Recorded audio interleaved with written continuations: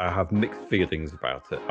It doesn't bother me. Regardless if it's stamped or anything like that, that's not the thing that gets my attention. The thing that gets my attention is how well did they do in the tutorial.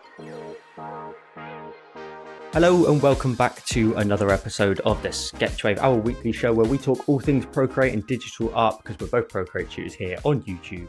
My name is Joel, otherwise known as JoelCreate, and my co-host, as always, is the one and only James Julier. James, how has your week been since we last spoke? Yeah, it's been pretty good. It's been my daughter's birthday, so yeah, we've been busy doing family stuff. But yeah, it's been nice.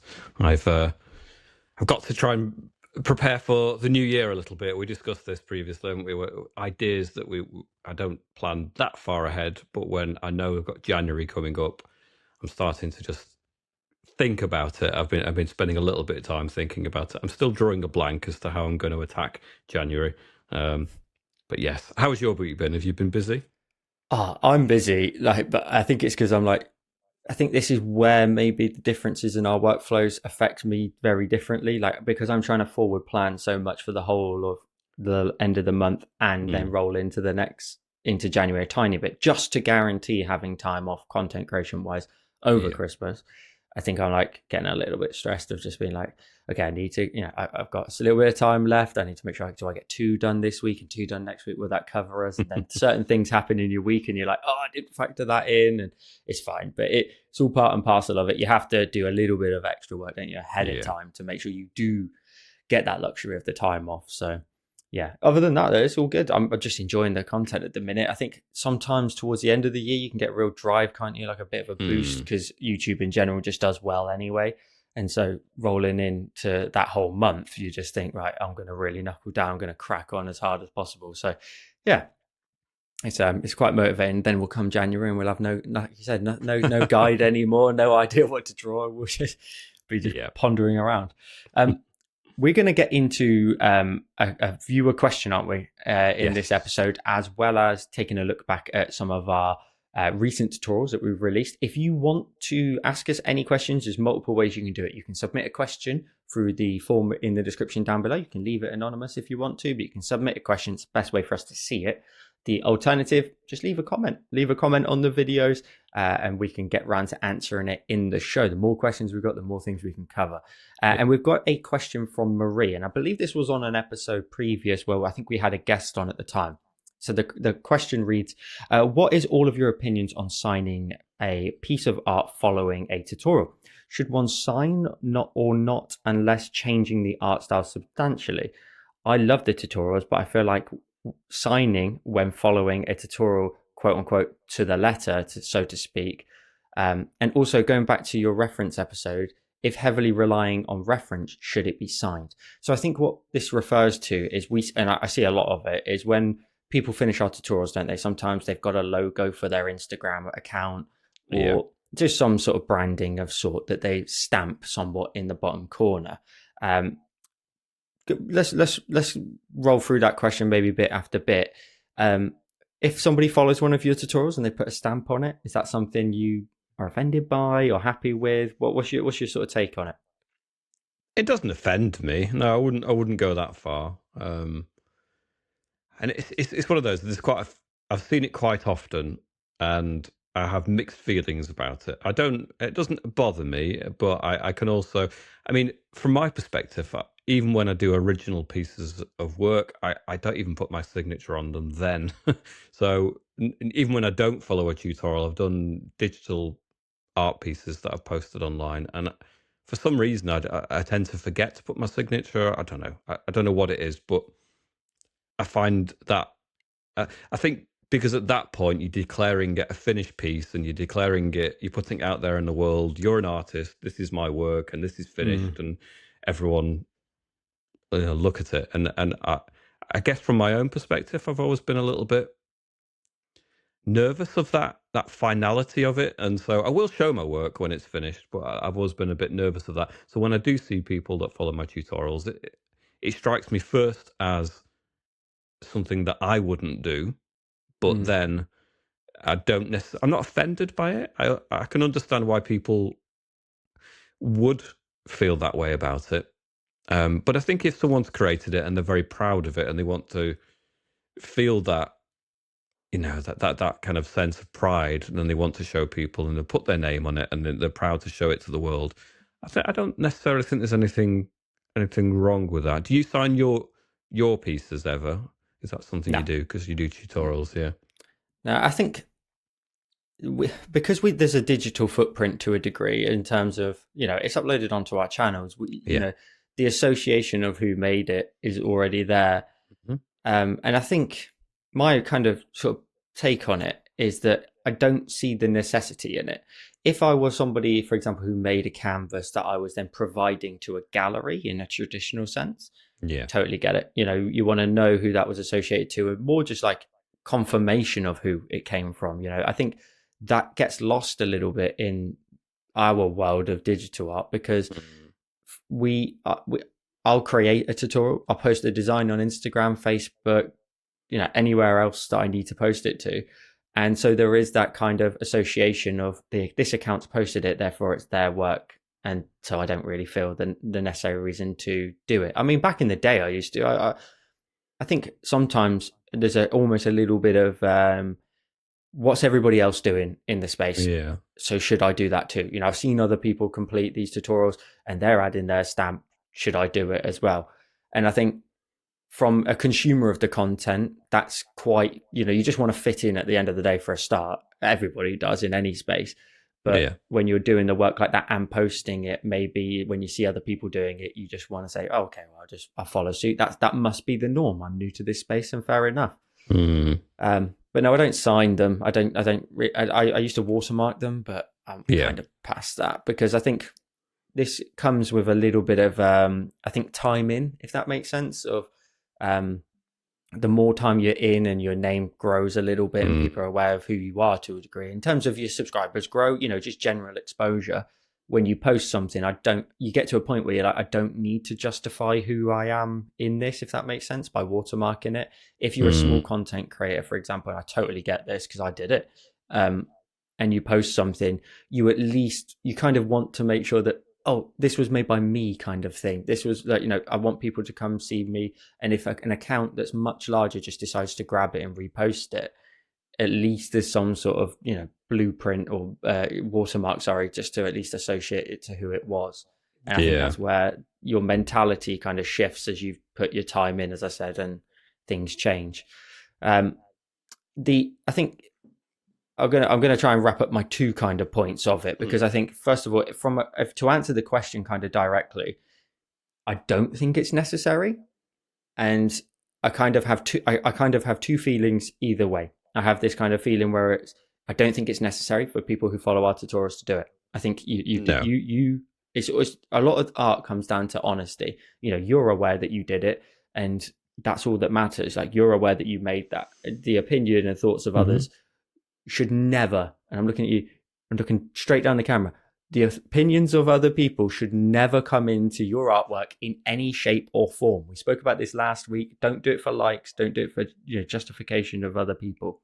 You knew the joy that you had when you made it, and I've said it many times, the craft. Mm. So I don't feel it's necessary. However, if you want to, I get it. The only time it upsets me a little bit is when people post it with the stamp but then don't in the caption at least just say, Mm. made this following a James Julier tutorial, JoelCreate tutorial, or at least credit to the tutorial maker, at JoelCreate, for example. I think that's where it kind of maybe it is a little bit of your own thoughts and feelings of like, are they trying to take my work and make it their own, if that makes sense, and kind of take full credit for it without credit back? Do you know what I mean? I don't know how you Mhm. feel about that. How do you feel about that? I do. I do think it's polite to credit a tutorial if you followed it because you're standing to a certain extent on the shoulders of the steps of the tutorial. I mean, Yeah. it's certainly it requires skill and ability to follow along those instructions and do it well. Um, but it has at least had a little bit of a leg up from the breaking it down into the steps and the thought process of the tutorial. So if I were to follow a tutorial, I would always credit the tutorial for the the extent to which it assisted.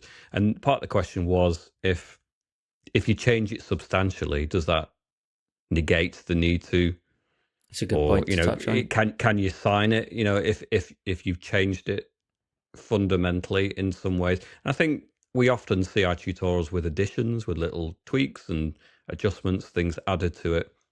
Um, I don't. I guess there's two questions, isn't it? Really, about the signature. Should you put a signature on it? And we're talking about accreditation. Should you, or accrediting rather? Because should you credit the tutorial?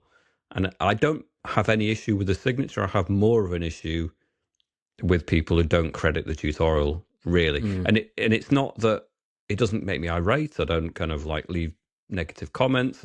I usually give, when I see a version of my tutorial on a Facebook group, I give it a thumbs up anyway. And sometimes I'll just kind of, with a little bit of a smirk on my face, that, oh, you did a really good job on that. Just acknowledging that I've seen it. I'm giving it a thumbs up, but I'm also just there to leave a comment saying, I see you. But it doesn't bother me. It's not the way, just because people don't do the things that you feel are the right thing to do doesn't mean you have to get overly upset about it. We all have our own sense of what's the correct way to behave and our polite, and courtesy. But not everyone is the same in the world, And the majority of people do credit us when they do post, and I think it's only fair to do that, because other people will look at that, and they may want to know how the person has achieved it, and therefore it's benefiting other people. And it's not just about spreading our channel and making us successful. I think it's about being part of the community, and if other people can benefit from the same thing you've benefited from, and you're sharing it to get the feedback and get the praise, therefore you should also assist other people on their journey as well. And I feel quite strongly about that. We're here to assist people, and fair enough, it's our channels, and our channels generate money, and it gives us additional income, but at the same time we're here to assist and help people, and I like that aspect of what we do. So Yeah, I think also weird. I don't want to always lean into the content creator side of it, because there's always the I think in our space, and a lot of these conversations, is the content creator side of it. Our opinions will vary and differ from a consumer. I think from the content creator side, though, I think because we're aware of the amount of work that goes in at the time, the relentlessness, the actually fitting it into your lifestyle, etc., and everything to try and just keep the ball rolling.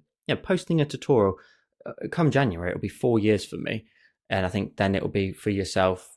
I don't know how many. Pretty much, yeah. That, and like for me, I said tutorial every single week for 4 years. That's not missing a week. That's like that. It's all of that goes in. So when you kind of see someone trying to, what you assume is, like you say, kind of not give the accreditation, then from the content creator kind of thing, it does feel a little bit like meh. But to be honest, the mindset of doing what we do is that we just steamroll past it anyway. I think the thought and review of someone's post their post on social media does not last very long at all. The thoughts and feelings of it will be like, oh, okay, fair enough. Anyway, I've got work to do, and you move on to the next one. You move into the next comment that you've got to review and see people tagging you in their work, which of course we love to do anyway. That's the best thing about it. And that's the thing that is never missed, I don't think. I think regardless if it's stamped or anything like that, that's not the thing that gets my attention. The thing that gets my attention is how well did they do in the tutorial? Yeah. How happy are they in the comment, in the caption? If every time I see a review style comment where it's had a great time doing this, Joel, I struggled with X, but I managed to do this instead. And I love that. I love seeing it's just genuine feedback, because sadly, unless they just left in the comments, which I think a few people bypass because the thought of wanting to share it on social media quite quickly, because it's exciting. You've finished creating something. I'm totally on board with that. Sometimes a comment can get skipped up, maybe that's left on a video. So sometimes we don't immediately get that feedback. So sometimes you have to kind of look for it. I do really want to touch though on the fact that there's a second part there, which is referencing actual Mm. reference images as well. Yeah. If you've heavily relied on a reference, should it be signed? And I think it kind of follows suit, I think, a lot with what we've already said, in my opinion. I think I'm trying to look at it how I would go about it. If I found an image of a landscape and it's literally you know, that's the photo and that's what I'm going to Mhm. try and replicate, but in my style. Let's say, for instance, someone has a really blocky painting style, for example, or it's charcoal, something like that, which Mhm. differs very much from a digital photo. And you're using the landscape and the colors in it and the composition, but you're then drawing it in the styles that you enjoy. You are changing it. You are moving it into a new Mm. realm to a degree. But I still feel this. I think all of it matches up, and it comes down to honesty of saying if it's really close and you've tried to go for hyper realism and just match a digital photo, credit should be. I used an image from X user, which is Mm. available on Pexels, for example, pexels.com. And sometimes they ask you to even leave the link. So again, if it depends, I think it comes down to honesty. Like if you think it's very close, then just give a bit of accreditation. If you don't think it's, if you think like you have made quite a substantial stylized change, then I think you could still credit it. But I think if or even just say like, it's hard to, it goes backwards and forwards. I mean, let me bat it back to you for a second Mhm. while I try to sort of bring my thoughts together. How do you feel about the reference side of it? I think it can be varied. So I think if you are creating a digital painting from a digital painting, then it should Mm, be recognized that you have used the reference. Um, but when you're changing format, for example, say if you were doing an oil painting on canvas, um, and you found a photograph online and you used that as inspiration and you stuck 70, yeah, 80% to it and you created a unique thing that didn't exist before, and you're not competing necessarily in the same space as the original creator of the photo, then I think certainly in terms of copyright law, it says that that's not so much of an issue. You're not treading on the toes of the original creator. You're not creating. I mean, I think even in the case that someone did a painting and you copied the painting, as long as you weren't trying to palm it off as a piece of work by the other person, then you would be okay from the copyright law. I know that's a whole other issue, but there's kind of a similarity there between copyright and should you reference, acknowledge references that you've used. I mean, I know that because discussions we've had off screen, on screen, that we have used references over the years on our tutorials, of course. at least in color schemes and details and sometimes more so. Um, Often more so. There's always references that I'm looking at when I'm creating an image, a tutorial, to some degree or another, and I don't necessarily acknowledge the references that I'm using because I feel like usually they've changed the format enough to not feel that it's necessary. So it might be a photograph that's then turned into a painting, and it's difficult because if you were to, I know for us as channels that we want to create content week in week out. If we then had to go and seek permission for usage of every single image, then not only would it restrict our inspirations massively to a very narrow um, amount of images that we'd actually be able to use, but it would just be so time consuming, wouldn't it, to then have to wait for replies, and then you didn't get replies, so you had to go and find another alternative thing. Um, and then, realistically, we couldn't do what we do without some kind of reference.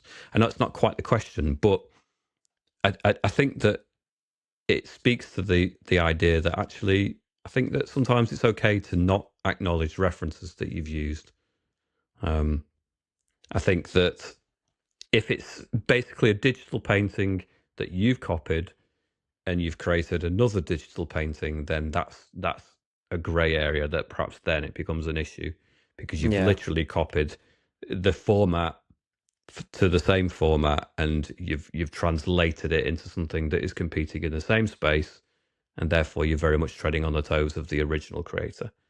But if you're changing that from a photograph into a painting or a, whatever it is, if it's a digital painting that you've seen online, and then again, it depends. If it's something that is quite generic, like we do, typically landscapes, you know, if it's feasibly a photograph that you could have gone and taken yourself, and it's just of a place, um, then there's arguably less creativity put. Like for example, if you saw a Salvador Dali painting, or any famous artist that has particularly very distinctive images, and you went and wholesale copied that image, then that's very different because you've got really unique and interesting features, whether it's the melting clocks or whether it's whatever it is.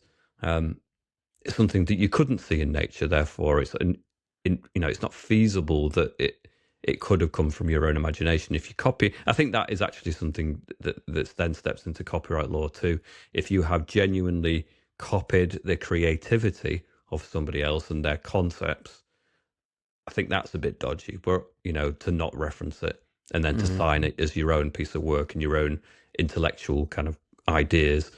But there's lots of layers to that question.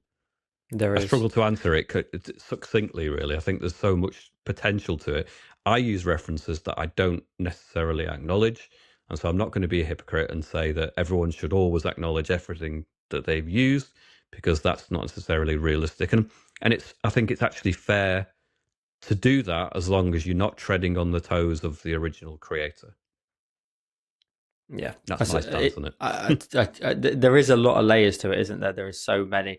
I Mm. think also it's like we mentioned, like references we use. It's not necessarily most of the time one image either. It's Yeah. like, well, I really like how the lighting comes in on this one here, and Hmm. I want to use a couple of the colors from this like photograph. Hmm. And but I like the composition of this one, and I like this from this one, and so you ended up with like uh, like a concoction of all of it together into one Yeah. image. And I think that's where it changes a lot. If it's Mm. a side by side, and you literally in your Procreate canvas, I think it's got to be a accreditation there Yeah. somewhere. And I think people sometimes shy away from showing references, and it should be promoted more. I think Mm. there is nothing wrong with saying I found this photograph online, and it doesn't matter who it is. It doesn't matter where it came from either. It could be Facebook, it could be whatever. And I just wanted to draw it. I Mm. looked at that, and it inspired me enough to say I want to pick up my Apple Pencil and I want to draw, or my paintbrush or whatever it may be. Um, and so I think when sharing, you could happily just put it in a like a carousel on Instagram and say, here's my version, and here's the reference. Look how close I got. Take it in that direction. Don't be like, here's the reference. I don't want people thinking I'm copying. Say like, this time around I got really close, and I'm really happy with how close I got Yeah. to mimicking it, especially if you are doing hyper realism and you are trying to do it like that. And also, I think even if you've got the photograph and you are then do like the question references, trying to at some point in the question, sorry, it references like changing it up quite a bit, and I've mentioned putting Mm. it in your own style like a blocky painting. Sometimes it's really cool to see the original photo that Definitely. inspired that blocky design, and if anything it enhances the style a bit more because you can see how you actually went, okay, that wall in that scene you Mm. simplified to 3 brushstrokes, which to me, when I see that, I think, wow, that's really clever how they've done that and simplified that whole complex object, whatever it may be, Yeah. into just a few brushstrokes of whatever, on like Procreate, for example. And I think that looks great. And that's a Mm. skill set to me. And also, I think we can also be determined by the audience. Our audience is different. Our audience is like Procreate based. Everybody understands the space quite a lot. When you're sharing on your, say, personal Instagram Mhm. to friends and family, whether it's a cocky sibling who'll just be like, yeah, you got really close to copying that with some sort of witty comment, or it's, someone else, or just saying like, oh, you got very close with comment, copying that image. That's not actual advice from people necessarily that you should give your time to. I know it's just really hard, isn't it, to actually answer this question without drifting like in a really big circle. But what I'm trying to say is that like it's okay to show the reference. Your Yeah. ignore people who are not doing what you're doing. If people are doing what you're doing and patting you on the back and saying, "Do you know what, you've done really well there. Like we've seen you do our tutorials and you've added all of these elements to it. I love it." I will see so many people post, and I will always say those additions look great. And there Yeah. are so many occasions as well where I go, "Do you know what? Yeah, I should have spent a little bit longer. I should have added something like that or something." And I love that Yeah. because they run with it. We spoke about this last week with Flow as well on a few of our Christmas tutorials when we see people change it. Hmm. Um, yeah, it's a tricky one to answer, isn't it? But I think it comes down to honesty and how do you feel it was really close, and you just used the image and the colors and the composition as well. Therefore, maybe a little I reference think is necessary. I think if I was presenting an image as like my personal work, then and I'd used references really closely, then I would acknowledge it and show it. It's Yeah, different for us because we're showing the process. So our product is not the painting really. In our yeah, tutorials, we're showing our process, aren't we? And that's the yeah, thing that we're promoting is the process rather than the finished outcome. But yeah, if I was out there trying to promote myself as an artist and I'm showing my finished pieces and they were technically copies of something else that I've seen or, followed somebody else's guide that closely, I would feel a little bit of an obligation to at least mention it. I yeah. think Well, it's for not something to be embarrassed about. It's something to be proud of if you've done a good job. So, absolutely, and I mean, for me, I've got my bird painting series. mhm. I say series, it's like three, four of them. But at the time when I thought I'm going to keep doing more, and I still will do more of them, I stumbled across a photographer on Instagram, and he does these amazing, very macro kind of shots where the focal depth of the lens is Yeah, so God, I'm going to get shallow. this wrong for the photographers, shallow, Yes. that everything is blurred out. It's a Yeah. milky green background with milky, very, very blurred foreground elements, and then like the bird or the duck, Yeah. whatever bird it is just crisp as anything. I Yeah. messaged him. I said, I've got this series, and I break these images down, and we create these kind of images from it. Would you be happy if I used one of your photos? He said, yeah, no worries. I said, what sort of accreditation would you like? He said, as long as you can mention that it's my photograph and maybe mention my Yeah. Instagram, that'd be great. I said, Hmm. that is absolutely no problem because he's come up with the source material to a degree. And Yeah. like you said, like we're creating a tutorial. How that? Not this is my photograph. Do you know what I mean? It's not me saying this is my photograph of this duck. Yeah. I'm actually showing, okay, let's see this reference and how to actually build this and make this. Mm. So the processes are different, aren't they? I think from our point of view. But if you were to, if that was me as a consumer and I'd seen their photo and then said, oh, I liked what Joel did in his tutorials, I'm going to use that photo and apply the same styles and methods, then I would still reference that person. Yeah. Say I, just used an image, and they might appreciate the credit and the share, and it may inspire other Sure. people to then do the same thing. So yeah, God, we spent 20 minutes to half an hour nearly trying to tread-toe Still around more the to say. question that, There's and still more this, to say in theory. yeah, Yeah. Yeah. Yeah. there really is. There's so much more you can go into it. I think, long story short, if you put your stamp on it, I'm happy with it. But if you're happy to credit us in the caption as well, saying you Hmm. followed our tutorial, that's even better. And yeah, I think all of that could be summarized for me anyway, like that. I think. Have you got anything else that you'd add on the end of that?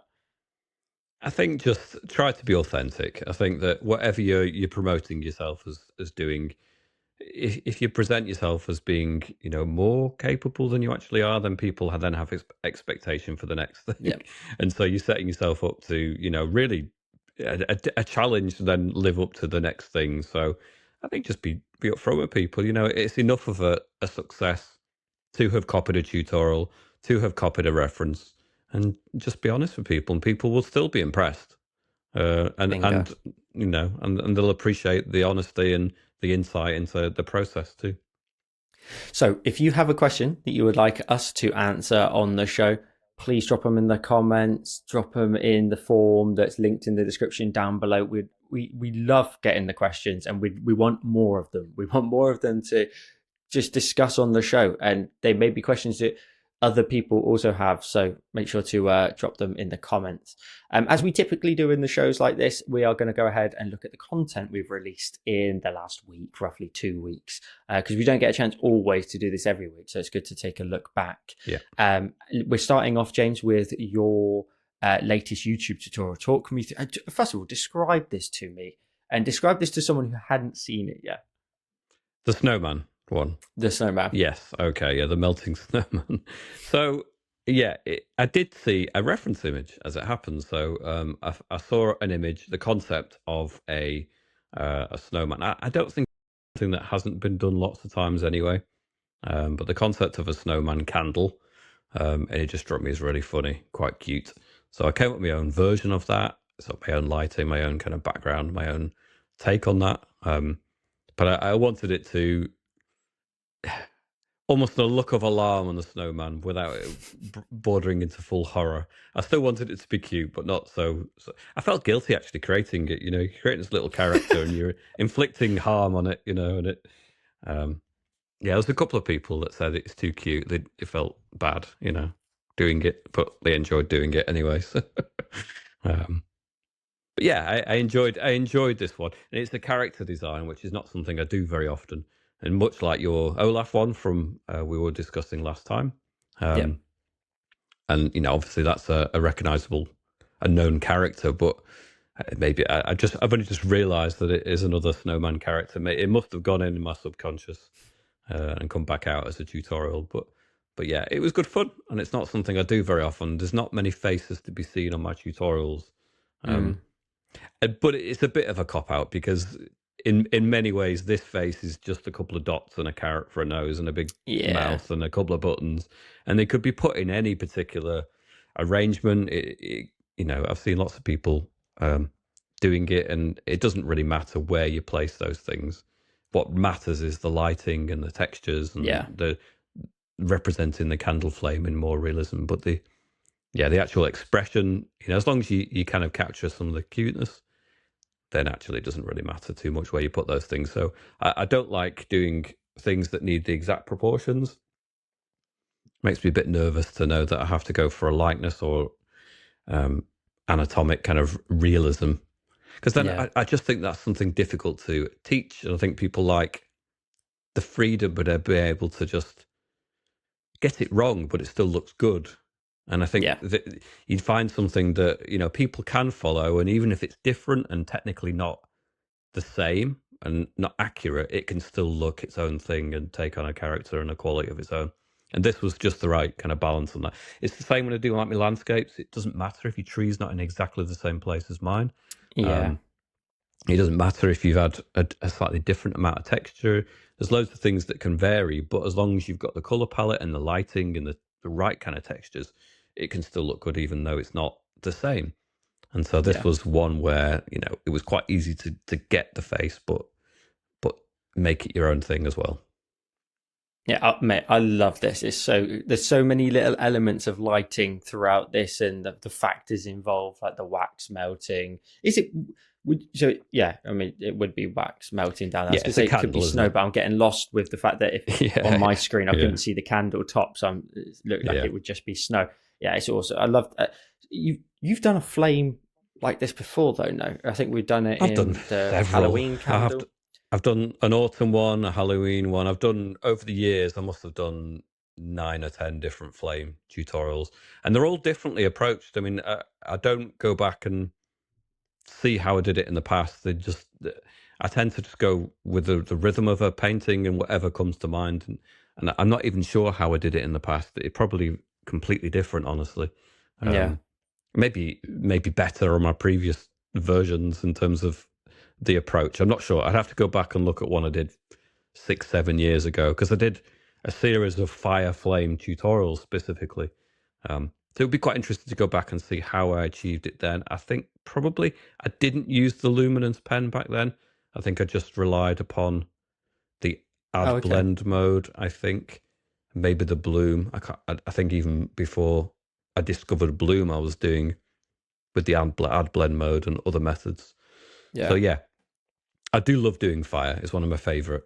I mean, you see it in the animations on my intro and things. It's an animated version of that, but I really, it's a little bit of one of those things that if I had to keep painting something again and again and again, it probably would be fire and burning Yeah. embers and flames, and I just are really passionate about that as a subject matter. So it keeps cropping up in my tutorials, and I will probably do it lots more times in the future as well, I But think. what's really cool is the fact that I'm already relating to the fact that you did that Halloween candle as well Yeah, with the pumpkin face in it. So to me, I like to see that kind of thing because it creates like mini series throughout the content. And for yeah, you, once you acknowledge that and you see it, you're kind of like, okay, what are the other things in the year that I could also do?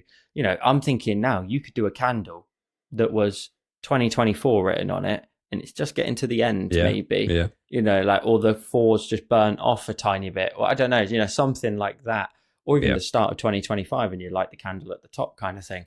But even so, just having candles for different, all of those kind of, we spoke about it before, these kind of moments in the year where we create content associated to yeah. the time of year, whether it be Easter, Christmas, Halloween, and so A on. So burning Easter bunny or something next. Yeah, yeah, it's a bit rogue, that one. Also a brown candle if it's a chocolate one. Maybe it doesn't look quite yeah. so appealing, but this was everywhere, this snowman. I saw it on Facebook like relentlessly. It's great. And I love to see that because it's one of those ones that just hits with the audience, and they Yeah, love it. And it's great. And it's also great to see because I look at this and there's lots of some like complexities in kind of where the lighting is applied, shadows, and also being subtle with the shadows and not overdoing them and be heavy handed, very subtle bit of shadow underneath the wax that's coming down is all you need. And yeah, it's something like that sometimes can look a little bit daunting, but obviously there's something to the magic of the tutorial, which you're able to guide people through that process. It's awesome. well, I thank always you. loved the backgrounds as well. The kind of very heavy bokeh light Yeah, balls yeah, in the yeah. background. They always So look easy and fun magical. to do. Yeah, yeah. How did I you love do it. that? Did you just create one Um, circle, duplicate it? yeah, it wasn't even that. It was literally on the hard brush, the airbrush hard brush. I think it was the hard brush, and just with a color at like 50, 60%, and just tap it on the screen. It's a large size, basically a round dot that you just tap on the screen. And if you press it hard, you get a darker, a more saturated version. Press lightly, you get a really light one, and then just blurred it out with the Nice. Gaussian blur. So Awesome. Love it. And that's on thank you. YouTube, isn't it? Are you doing an extended Yes, version, or do you think you set? yes, Yeah. Oh, I am cool. doing an extended one. I might just add a little bit more of to the background. Although the bokeh I think is quite nice. I might add a bit like I did with the snow globe, where it's got like trees and some kind of Yeah. distant sense of a landscape. I might do that, but I might do more foreground things. Yeah, I'm not sure. If you did that then in your teaching, would you tell the student at the beginning to say, right, so you finished the YouTube version, duplicate the canvas so you can keep that one with that background and we're going to create a new background? Or would you say to them, like, would you ever bring that tip in, or would you say let's just crack on through the canvas and hope they make the decision to either back it up with a duplicate? I tend to do the additions on a separate layer anyway, so it doesn't matter. It shouldn't destroy anything they've done before. But if you Gotcha. wanted to create a whole new, you duplicate the project and do it from scratch. It's fine to do that, but I tend to add things in a non-destructive way, so do it as Hmm. additional layers. It may go back to a sandwich between some of the layers that already exist, but I won't go back onto a layer. I'll preserve the layers as they are, and it'll just be an additional layer of detail. Awesome. Well, I'm looking forward to seeing the extended version in Thank you. a future version of our episodes. That'll Yeah. be really cool to see what you put in the background. Uh, I've got two here for us that I've Yeah. released. One is Patreon and one is YouTube. The first is Patreon, and that is my snowy cottage design. Yes. Um, Now, these two actually are sister tutorials to each other. Mhm. And the Snowy Cottage, how the YouTube version came about of the Christmas tree is quite literally the tree on the far right hand side of the house underneath the roof. I just really liked the effect. I liked the colors. I liked everything from it. And I said, you know what? I'm going to make an extra version of this Cool. palette and just do the Christmas tree. Let me try and make an isolated Christmas tree in a similar aesthetic. So I'll stick with the Patreon one for a second. This was just a cottage design. I've done a cottage this year on on YouTube, a very floral one. So this was quite fun to do. And keep it also fairly simple in terms of the perspective, very head on. I didn't want to overcomplicate it. And that's where we get into like, quite complex building structures, especially when I've not got anything to hide certain elements, like to put a bush in front of the corner of a building or something like that, or all that kind of stuff, which you can really help disguise a few things if you're not too happy with it. But this one, for me, the most enjoyable part of this is the stonework in the building. Yeah, I was looking at that just now. I mean, zooming in, I created this very Yeah. thin grid line effect on all the stone, and then close to the windows and the light sources, just accenting the edge of the Yeah. stone of the building. And just that was a little touch that I really felt quite satisfied by. And Yeah. like having so many light sources, like how do they affect, say, the underside of the porch at the front? How do they affect the beams of the porch? Well, I say porch, but the raised roof there of the front door. How does the lighting affect that? And then trickling on into the overhang of the roof as well, of the thatched roof, which I've then blanketed in snow. And it's just a combination of a lot of things I just really enjoy. First of all, the building itself was just like an applied texture across all of it, and I think it was even like the brick wall brush. And at scale, it doesn't fit in terms of like the scale was massive, like in terms of the texture. But once you add the grid lines, you add your little details of the lighting of the bricks and so on, it gets lost. And I felt that quite a really very satisfying experience to lay all that texture in. And even though it looked like it didn't fit initially, it's like trusting that process and getting to the point where it then just disappears. And so, like, I can't see it even now with like the big texture that's applied throughout the brush. So that was really nice because it helped add so much variation to each individual brick of the building. And then having some really nice sharp elements like the bushes out the front was really nice, which I think looked really nice against the very, very soft snow that's blanketed outside and the footsteps. So there's like elements of really for the bushes. It starts off, I believe, just very, very simple with a soft airbrush, just creating outline shapes, a little bit firm towards the bottom, it looks like, and then just dashing on the snow gun. Snow gun with a nice light blue, and then accenting with a further lighter tone on top, just to give some nice variation to the bush. Although the snow gun brush is leaf shape, isn't it? If you really zoom in on the little leaf kind of shapes, you don't notice it when it's zoomed out to that degree, do you? So it works quite well. I mean, obviously it's snow on leaves anyway, isn't it? But you don't see the individual leaf shapes. It just becomes a very nice granular texture, doesn't it? Which works really well, I think. So it does. And this is, I've said it many weeks now in a row, and I apologize for people that hear this week in, week out. But sometimes it's nice to hear the message again and reiterate the fact that I just didn't want to let go of certain elements of this. We don't get to draw snow very often, and I really enjoyed the process of creating those kind of banked elements there. And there's in the summer, maybe this cottage has a very different aesthetic to it, and that's a path, flower bed on the right, something like that, and on the left, and we can't see any of it. But we can allude to maybe the variation in the ground by adding the sloped, very smooth, soft snow and the footprints as well. It's just all these little elements and just little things like having fun with the actual footprints of trying to make them really look indented into the snow. I was just appreciating that. They do. They look real. They look authentic, I think. Yeah, thank you. That's satisfying to hear because it's one of those processes where you like add a few little light lines as to where they are, a couple of heavy ones, and then you can either give it a tiny little kind of line just to kind of accent the divot to show the light source, or even just a darker line to show that it's indented in the snow. And it's just really satisfying to do. And I said, do you know what? Like I said, I'm not done with this. I'm not done with the palette. I'm not done with the whole style. Because if we were drawing for ourselves, we would do that anyway. We would say, definitely. All right, well, I've got the palette. I don't need to think about the palette again. I mean, I did make some adjustments, but if I scroll now to the next one, which is the Christmas tree one, you can see a lot of similarities. It's not the exact same in terms of the floor. There's a couple of things I tried a little bit differently, and they also have a bit more of a heavier, crisper edge to some of those footsteps. Can I just say as well, it's exactly that, is that from an artistic point of view, from our tutorials, we try to vary things up. We try to jump from this to that to the other. I mean, I know one of them is your Patreon version, so you're not as worried about the algorithm and whether it instantly gets the same number of hits. But from a creative point of view, you do your style and your interests blur into each other, don't they? They don't Yeah, just suddenly have a dead end and then, oh, I'm interested in something completely different now. yeah. One thing feeds into the next, feeds into the next. So it's absolutely authentically how people create things, and I like.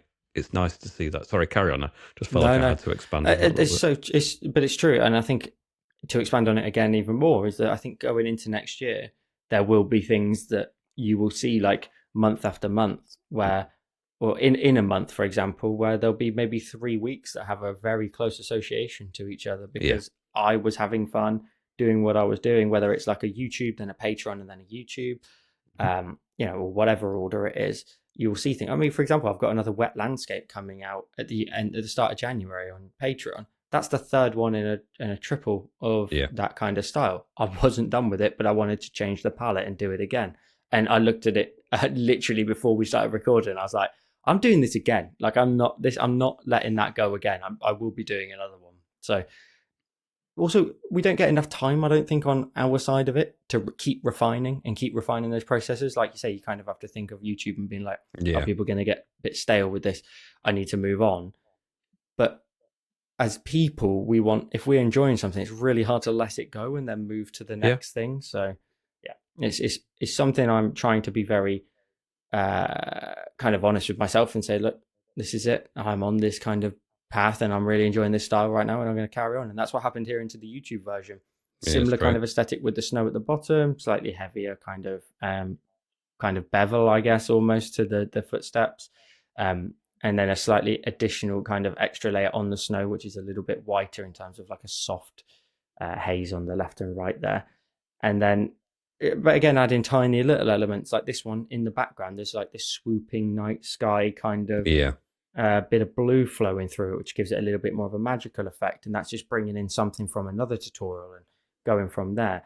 I think this one arguably makes a tiny bit more sense to a degree than the cottage one in terms of I've added a really bright star at the top, which is then bathing the land around mm, it in the light. I mean, yes, I'm now seeing an inferno blaze of a cottage does light up the ground as well. But yeah, the star more so in this one gives us a kind of focal point to understand where all that lighting's coming from. And just creating one simple bulb for the tree, um, duplicating it many times and like making a row and then duplicating the row and then sacrificing one of them and just making my way up from there. I did go back through and kind of varied up their lighting individually and tuck some yeah, in behind things and give it a little bit more variation.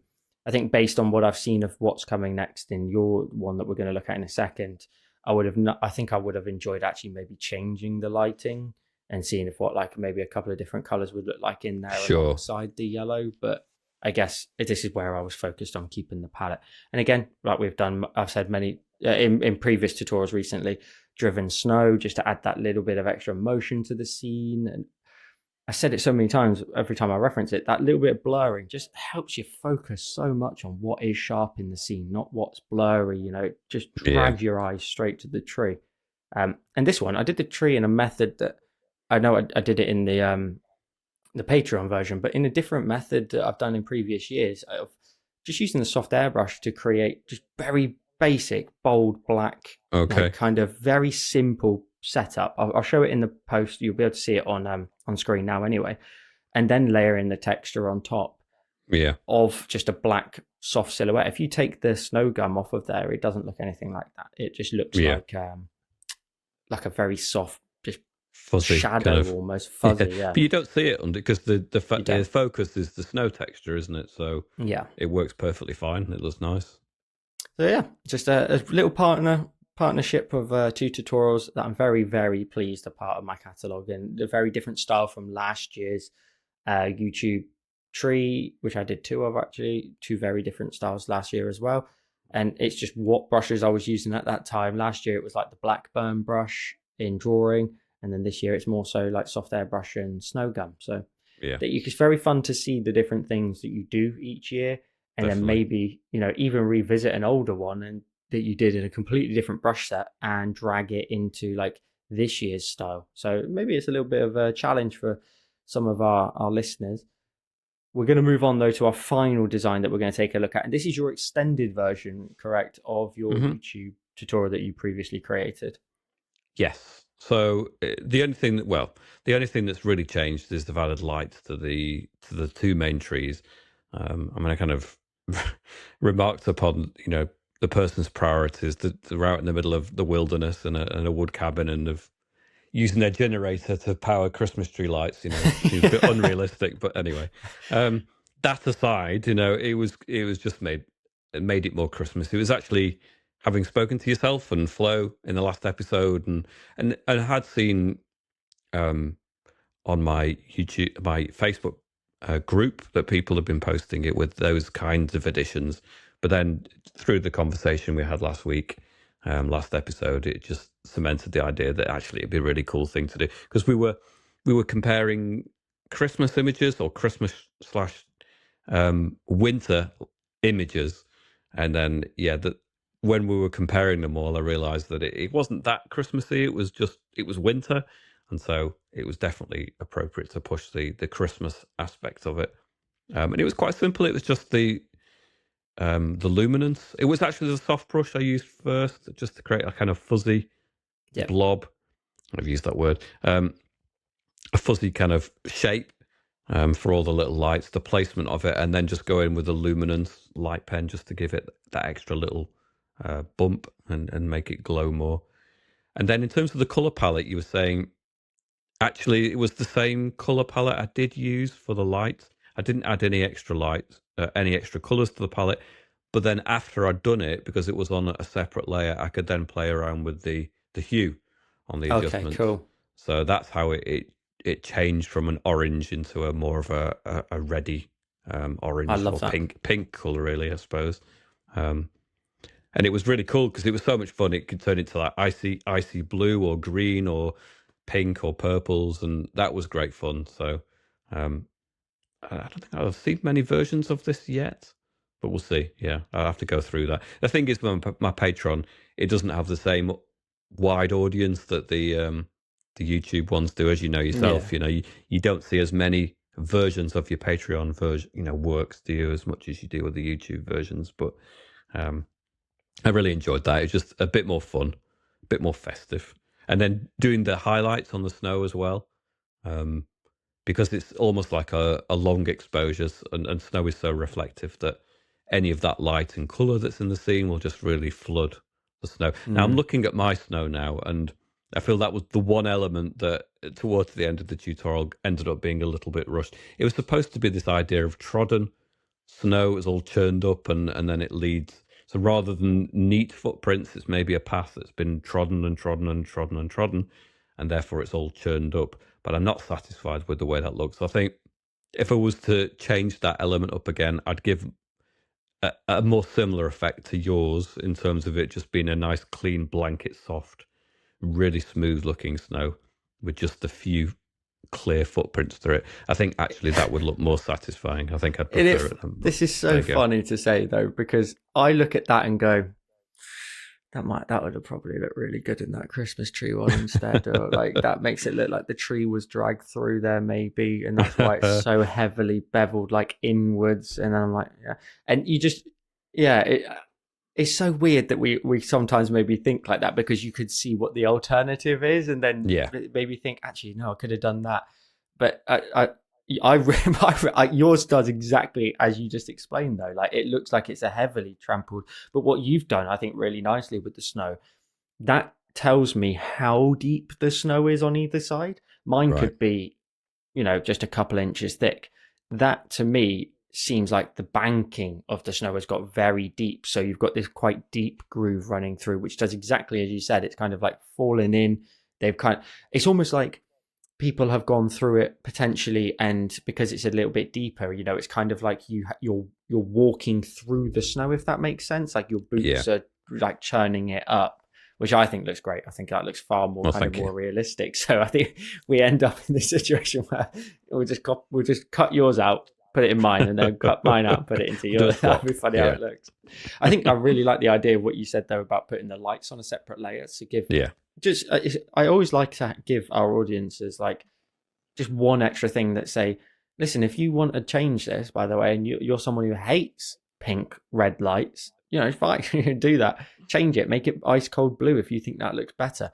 I Yeah, yeah. love giving them the option to just do something that Simple fits things their to vibe a bit more. personalize. Yeah, yeah, yeah. Yeah, That's and it. personalize it. That's exactly Yeah. the right way to put it.